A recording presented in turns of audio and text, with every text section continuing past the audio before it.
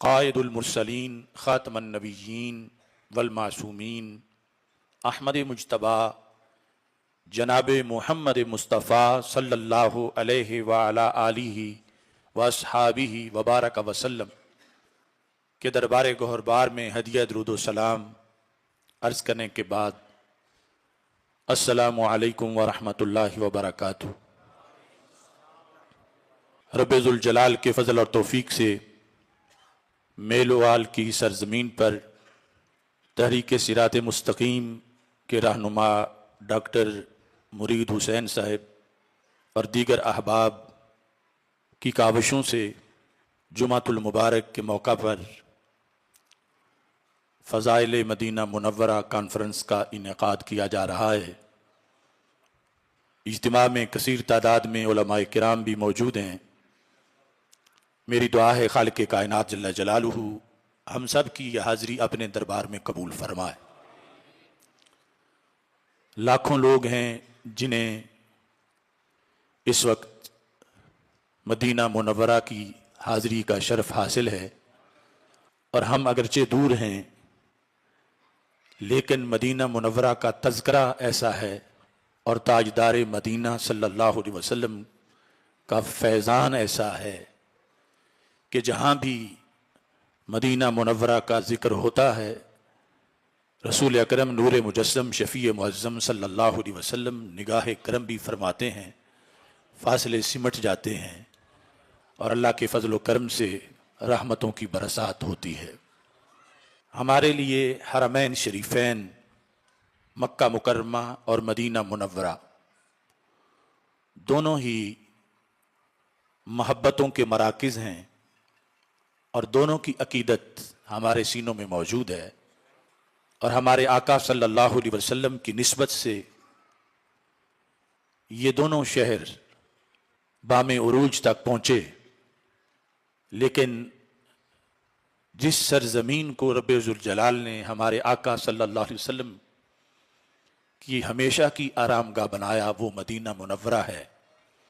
تو وہ خاک جو ہمارے آقا صلی اللہ علیہ وسلم کے پیکر مقدس کو چوم رہی ہے وہ تو عرش سے بھی افضل ہے۔ باقی جو یہ موضوع ہے کہ مدینہ منورہ افضل ہے یا مکہ مکرمہ افضل ہے، یہ اس جگہ کے علاوہ کی بات ہے، اور اللہ تعالیٰ نے ان دونوں شہروں کو عظمتیں عطا فرمائیں۔ ہمارے آقا صلی اللہ علیہ وسلم کا مولد مکہ شریف ہے، بچپن وہاں پہ گزرا، جوانی وہاں پہ گزری، اعلان نبوت وہاں فرمایا، اور پھر اعلان نبوت کے بعد 13 سال کار نبوت وہیں سر انجام دیا۔ اس واسطے مکہ مکرمہ بھی ہزاروں نسبتوں کی بنیاد پر سیدہ آمنہ رضی اللہ تعالی عنہا کے لال کے ساتھ منسوب ہے، یہاں تک کہ جو رسول اکرم نور مجسم شفیع معظم صلی اللہ علیہ وسلم کا گھر مبارک تھا جس کو دار خدیجہ رضی اللہ تعالی عنہا کہا جاتا ہے، تو مسجد حرام اور خانہ کعبہ کے بعد مکہ شریف میں سب سے زیادہ برکات کی وہ جگہ ہے جہاں سینکڑوں بار حضرت جبریل امین علیہ السلام نے حاضری دی، اور رسول اکرم صلی اللہ علیہ وسلم نے وہاں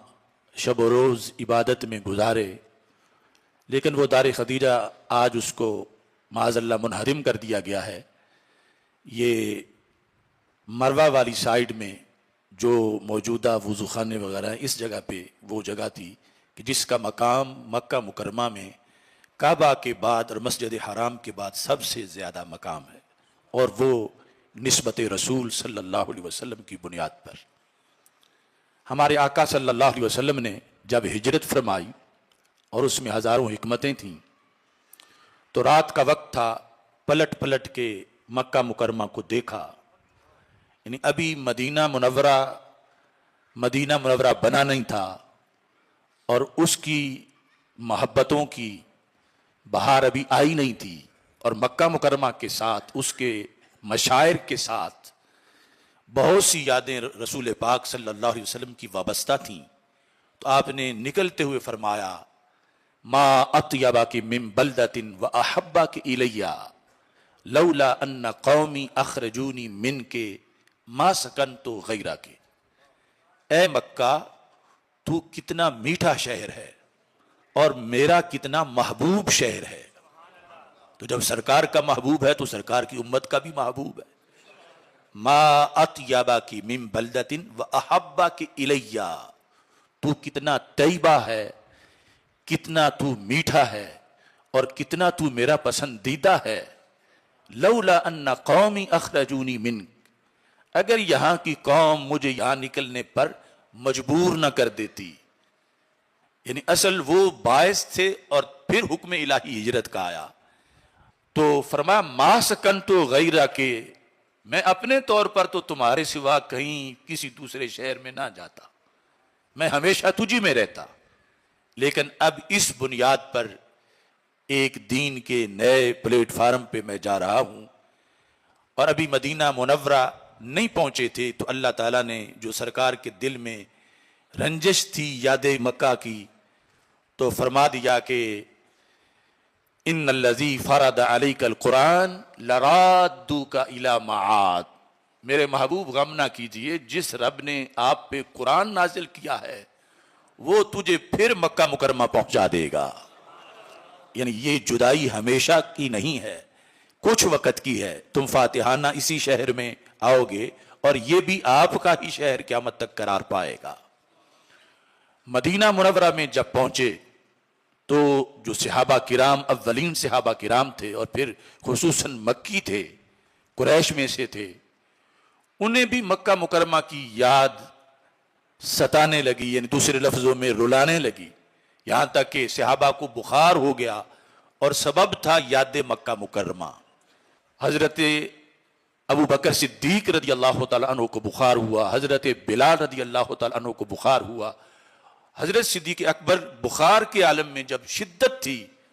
تو بار بار اس گھاس کے قصیدے پڑھتے تھے جو مکہ مکرمہ کے ارد گرد اگتی ہے، یعنی مکہ مکرمہ کی زمینوں۔ تو ام المومنین حضرت عائشہ صدیقہ رضی اللہ تعالی عنہا نے جب یہ دیکھا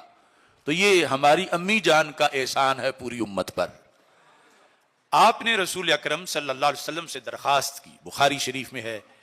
کہ آقا اگر آپ کے غلاموں کو یوں ہی مکہ مکرمہ یاد آتا رہا اور یہاں دل نہ لگا تو پھر یہاں دین کا کام کیسے ہوگا، اور قیامت تک کے لیے مدینہ منورہ اسلام کا جو دارالحکومت ہے اور مرکز اسلام ہے یہ کیسے بنے گا۔ تو ان کے دلوں میں مکہ کی محبت تو پہلے ہے، اب ان کے لیے مدینہ منورہ کی محبت کی دعا فرما دو کہ اللہ ان کو مدینہ منورہ کی محبت عطا فرمائے۔ تو وہ دعا صرف ان کے لیے نہیں تھی، ہمارے آقا صلی اللہ علیہ وسلم میرے کریم سے گر قطرہ کسی نے مانگا، دریا بہا دیے ہیں دربے بہا دیے ہیں۔ جو اس وقت زندہ تھے، صحابہ تھے، ان کے لیے نہیں، قیامت تک کی امت کے لیے دعا فرما دی، اور دعا یہ تھی اللہم حبب الینا المدینہ کحبنا مکہ او اشد، کہ اے اللہ میں تجھ سے دعا کرتا ہوں میرے لحاظ سے اور میری امت کے دلوں کے لحاظ سے تو مدینہ منورہ کو بھی ہمارا محبوب بنا دے۔ حبب الینا، ہم سب کے لیے مدینہ منورہ کی محبت ہمارے دلوں میں پیدا فرما۔ اور اس کے دو آپشن بیان کیے، تیسرے کو پسند نہیں کیا کہ مدینہ منورہ کی محبت کتنی دے، فرمایا کحبنا مکہ تھا، یا تو اتنی دے جتنی مکہ مکرمہ کی تو نے دی، یا بعد والوں کو تو دے گا، او اشدہ، یا پھر زیادہ دینی ہے تو مدینہ منورہ کی زیادہ عطا فرما۔